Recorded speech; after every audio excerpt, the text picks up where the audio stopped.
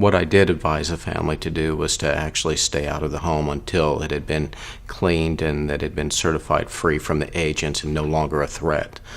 I didn't know those numbers. I'm a clinical physician, not a toxicologist. But one thing I did know was that something was very wrong in this presentation. Both children had been very sick, and to go back into that environment would increase their exposure to toxin.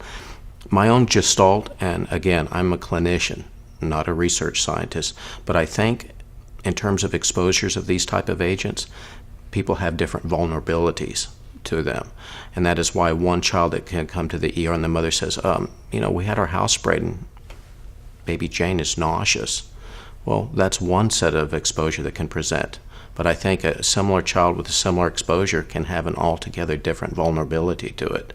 So at that time, a clinician has to use their gut feeling, and I felt that both children were fairly sensitive, they were fairly symptomatic, and they shouldn't be exposed to any more of it. Continued exposure, I think, in that circumstances would have led to even increased respiratory distress, nausea, vomiting, and they were already irritable at that point in time.